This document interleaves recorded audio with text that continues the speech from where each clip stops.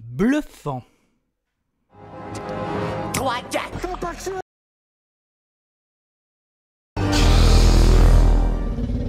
Soit on meurt en héros, soit on vit assez longtemps pour se voir endosser la peau du force et honneur. Force et honneur. Un chevalier obéit à des valeurs. Un chevalier obéit à des valeurs. Son cœur ne connaît que la vertu. Son cœur ne connaît que la vertu. Son épée défend les démunis. Pour ce genre de choses, il existe des hommes comme moi. Il t'arrive de saigner. Vous pouvez respirer. Vous pouvez cligner des yeux. Vous pouvez pleurer. Ah, m'a ramené le conduit, celle-là. Maintenant que j'ai votre attention, Accroche-toi, petit. C'est quoi la différence entre vous et moi? je ne porte pas de protège tibia. Un grand pouvoir implique de grandes responsabilités. Parce que je suis un boxeur. Qui t'a conseillé ce programme? Ton coiffeur. Mon père. Ouais.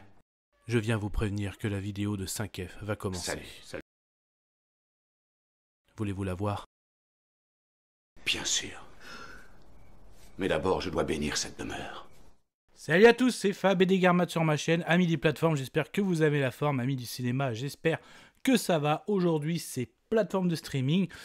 Ce film, j'étais passé à côté au début, et c'est l'ami Mike, bisous Mikey, qui m'a dit « Fab, regarde ça, je peux pas trop t'en dire, parce que tu vas voir. » Il m'a juste donné le titre, donc là, A House, un dynamite, ou dynamite, mon gros truc à péter. Bah tiens, en parlant de péter, on est clairement, donc le film s'annonce après la guerre froide, il y a eu des protocoles nucléaires, hein, à savoir aussi le côté de la dissuasion, donc aussi bien des États-Unis, la Russie, les pays européens, la Corée, etc., etc. Donc vraiment dans l'ère du temps. Et donc là, on arrive, et franchement, l'immersion, elle est géniale. Donc dans le centre qui gère les satellites et les radars pour la surveillance, hein, donc au niveau des potentielles attaques, tout type d'attaque de missiles, voire même jusqu'au nucléaire.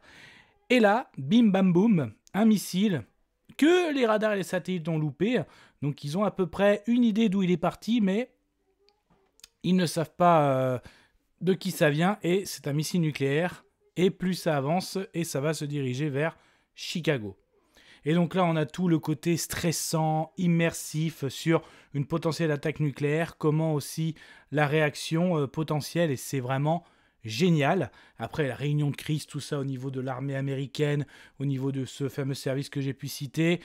Et après, ça bascule, on a la version du secrétaire d'État, parce que même durant les conférences, on entendait justement l'autre qui se plaignait, qui mettait des milliards et des milliards de dollars dans la défense, et que, en gros, nous garantissait pas forcément une efficacité, parce que notamment, même, ils mettaient l'expression, en fait, un ogive, en gros, un missile nucléaire, une balle contre une balle, et en fait, on apprend qu'il n'y avait que 60% de réussite, et même à un moment, ça ne fonctionne pas.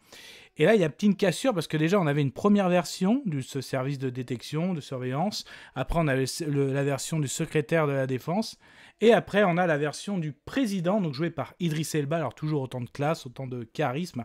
Et là, il y a une petite cassure, je trouve, au niveau du rythme, parce que la stress commençait tellement à passer, parce qu'on était à une vingtaine de minutes de l'impact, et au moment, mais qui sait, est-ce que c'est Kremlin, est-ce que c'est la Corée, franchement, il y a plein de trucs, c'est génial. Et en fait, quand on a la version du président, et en fait, pour vous dire ce qui est bluffant dans ce film, donc c'est vrai qu'au début, on a un début, un milieu et une fin, ou encore une idée directive, des péripéties, une conclusion, là, pof, ça reste vraiment très bizarre, et c'est bluffant. Là-dessus, il y a rien à dire. Donc, c'est vraiment... Moi, j'ai été pris dedans. Et donc, il dure un peu moins de 2 heures, même 1h40, je dirais. Parce que c'est ça, 1h50, mais il y a 10 minutes de générique. Assez classique, déjà, qu'on voit sur les plateformes, même tout type de film. Donc, franchement, c'est bluffant. Et là, ça met justement... Là, il y a la moralité, quand même, justement, la maison de dynamite, en fait, tout ce qu'elle avait créé dans ce monde, c'est que... Et même quand on présente ça au président, c'est comme ça, c'est, on va dire, la dernière demi-heure.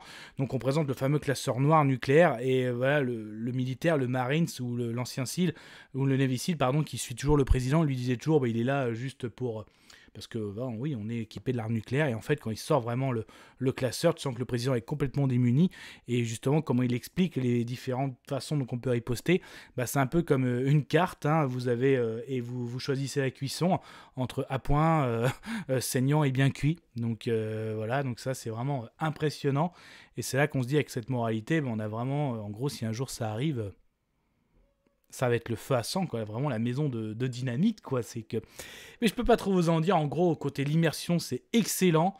Le côté, en gros, sur quoi on est assis aussi, le côté stratégie d'une guerre nucléaire, tout y est.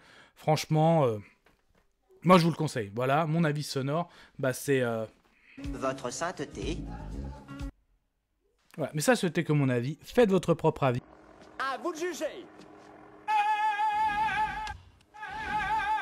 Et puis n'hésitez pas à vous promener sur la chaîne. Alors si ça vous plaît, ce type de vidéo avis, les films, les séries, aussi bien du live action que de l'animation, donc essentiellement pop culture, et n'hésitez pas à vous abonner, c'est gratuit, hein. Donc franchement, j'attends vos retours, hein, sur ce film, là, ça m'intéresse vraiment beaucoup. Je vous souhaite une agréable soirée.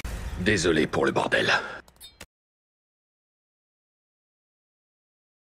Au revoir.